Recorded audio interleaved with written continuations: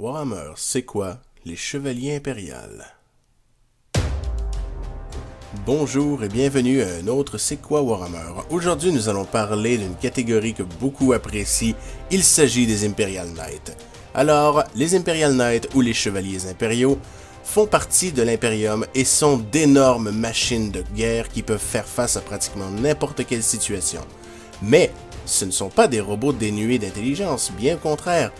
Un chevalier impérial est basiquement une armure de combat géante pilotée par un puissant guerrier issu de familles nobles.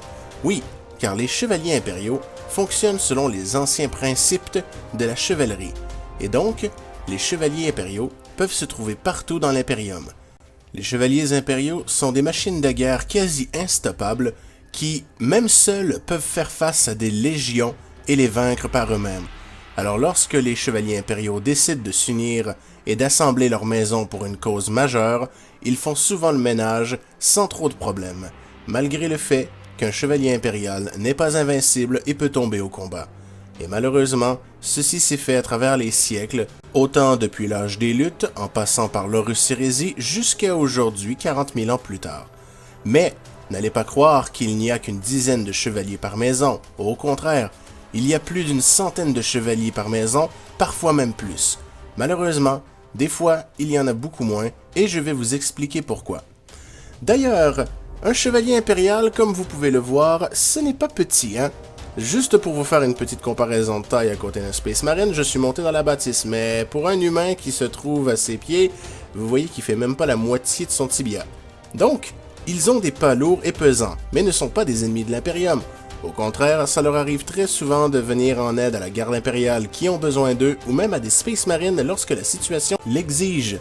D'ailleurs, pour revenir aux maisons de Knights ou alors aux fiefs, les Imperial Knights font partie de maisons.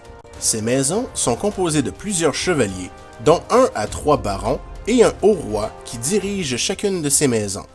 Et chacune de ces maisons a ses propres façons de fonctionner et ses propres mentalités. Il arrive malheureusement que certaines maisons entrent en conflit les unes avec les autres et proposent des duels d'honneur pour régler leurs problèmes. Ce ne sont pas nécessairement des combats à mort, ce sont des joutes où les chevaliers s'affrontent dans des arènes à la manière des anciens chevaliers de l'époque pour régler les problèmes des nobles. D'ailleurs, quand je disais que tout commandant de chevalier impérial est un noble, c'est-à-dire, il n'y a que ceux de haute naissance et de familles nobles qui peuvent avoir un chevalier impérial. Les petits peuples ne peuvent pas avoir un chevalier impérial et ne pourront jamais devenir des chevaliers impériaux. Je ne suis pas celui qui a décidé ça et je trouve ça légèrement triste pour tous ceux qui espéraient un jour pouvoir piloter une de ces machines. Les Imperial Knights sont entretenus et reconstruits, fabriqués et améliorés par le Mechanicus, qui fait un malin plaisir de toucher à tout ce qui concerne la technologie, mais j'y reviendrai dans une autre vidéo. Les chevaliers impériaux, avant que l'hérésie d'Horus ne commence et avant même qu'ils ne soient retrouvés à l'époque des Grandes Guerres, servaient pour protéger les peuples contre les créatures et même servaient parfois à dégager des forêts en coupant les arbres ou les rochers pour pouvoir regrandir les villes ou pouvoir faire de nouvelles routes. Mais depuis qu'ils ont été retrouvés et améliorés par le Mechanicus, les chevaliers impériaux protègent les mondes impériaux et leur propre monde contre tout ennemi qui pourrait venir s'attaquer à eux ou alors à nuire à l'Imperium. Un chevalier impérial peut avoir différentes formes, tailles et couleurs selon la nécessité qu'il a besoin sur le terrain. Et un chevalier impérial peut s'attaquer à bien plus puissants que lui. La preuve, on a souvent vu les chevaliers impériaux s'attaquer à d'énormes tyrannides géants, aux démons les plus puissants du Warp, ou même s'attaquer à des titans, car une maison de Knight n'est jamais sans défense. Mais il existe une autre catégorie de chevaliers, les Freeblade. Ces chevaliers ont 3 moyens de devenir des Freeblade. Soit car leur maison a été complètement anéantie, par un simple choix pour obtenir une quête personnelle, ou parce qu'ils ont été bannis par leur roi pour une raison ou une autre. Un chevalier sans fief se promènera seul dans la galaxie, accomplissant ses propres quêtes et obéissant à ses propres lois, sans jamais rien devoir à personne. Enfin, une dernière catégorie de chevaliers qui existe sont les renégats ou les chevaliers déchus. Des chevaliers qui ont prêté serment au chaos et qui maintenant combattent leurs frères pour pouvoir les détruire et les anéantir ou obtenir vengeance.